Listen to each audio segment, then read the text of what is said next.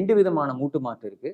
பகுதி மூட்டு மாற்று, பாதி மூட்டை மட்டும் மாத்துறது, அல்லது முழு மூட்டு மாற்று. இதுல எது வந்து உங்களுக்கு தகுதியானது அப்படிங்கிறது 65, 70 வயது ஆன ஆட்களுக்கு வந்து நம்ம மருத்துவர் கூட டிஸ்கஸ் பண்ணி நீங்க முடிவு பண்ணிக்கலாம். இதே 35 அல்லது 40 வயதுல உங்களுக்கு மூட்டினுடைய உள்புறம் தேஞ்சு கால் வளைவு ஏற்பட்டுருச்சு அப்படின்னா, உங்களுக்கு உங்க வயசுக்கு மூட்டு மாற்றுங்கிறது நம்ம வந்து மிக மிக அத்தியாவசியமா இருந்தா தான் பண்ணுவோம். இல்லைன்னா மேக்ஸிமம் அத தவிர்க்க பார்ப்போம். மூட்டு மாற்ற தவிர்த்து வலி இல்லாம இருக்க முடியுமா? கால் வந்து நேர் ஆகுமா? அப்படின்னா, நிச்சயமா இத சரி பண்ண முடியும்.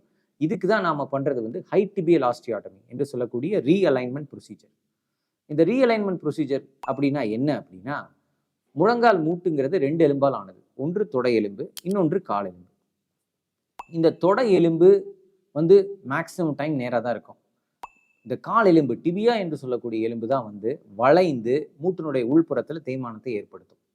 அப்ப இந்த ஹை டிபியல் ஆஸ்டியோட்டமில நம்ம என்ன பண்ணுவோம் அப்படின்னா, வளைந்து போயிருக்கக்கூடிய கால் எலும்பு டிபியா போனை வந்து கட் பண்ணி, அதை வந்து நேர் பண்ணி, அதை சரி செய்து, அதற்கு ஒரு பிளேட்டை பொருத்தி, அதை வந்து காலை நேர் பண்ணிடுவோம். இதற்கு ஹை டிபியல் ஆஸ்டியோட்டமி என்று பெயர்.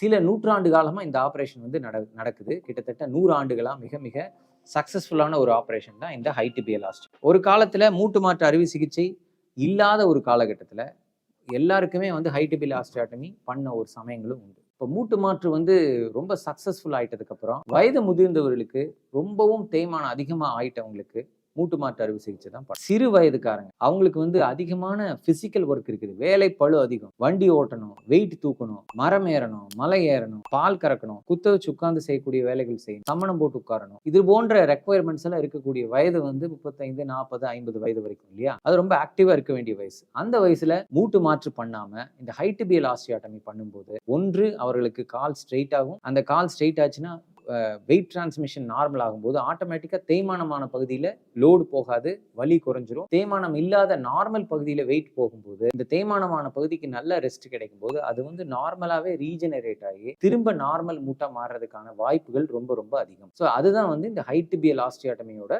ஒரு சிறப்பு. இதை வந்து எல்லாருக்கும் பண்ண முடியாது. ரொம்ப அதிக தேய்மானம் ஆயிட்டவங்களுக்கு பண்ண முடியாது. ஆரம்ப நிலை தேய்மானம் இருக்கு, வயது கம்மியா இருக்கு, நிறைய ரெக்குவயர்மெண்ட்ஸ் இருக்கு, அவங்களுக்கு வந்து காலை மடக்கி உட்கார்ந்து செய்யக்கூடிய வேலைகள் அதிகம் இருக்கு அப்படிங்கிறவங்களுக்கு இது ஒரு அருமையான ஆபரேஷன். நான் சொன்னது போல ரொம்ப லேட் ஸ்டேஜ்ல இந்த ஆபரேஷன் பண்ண, அதனால நீங்க ஏர்லி ஸ்டேஜ்லயே இது வந்து வலி ஆரம்பிச்ச புதுசுலயே எக்ஸ்ரே எடுத்து தேவைப்பட்ட எம்ஆர்ஐ ஸ்கேன் எடுத்து உள்ள குருத்தெலும்பு தேய்மானம் டேமேஜ் எவ்வளவு இருக்குதுங்கிறதெல்லாம் அசஸ் பண்ணிட்டு உங்க மருத்துவருடைய ஆலோசனைப்படி தேய்மானம் குறைவா இருக்கிற சமயத்திலே இந்த ஆபரேஷன் பண்ணிக்கிட்டா நிச்சயமாக வலி குறையும். பின்னாடி மூட்டு மாற்று பண்ண வேண்டிய அவசியம் ஏற்படாது.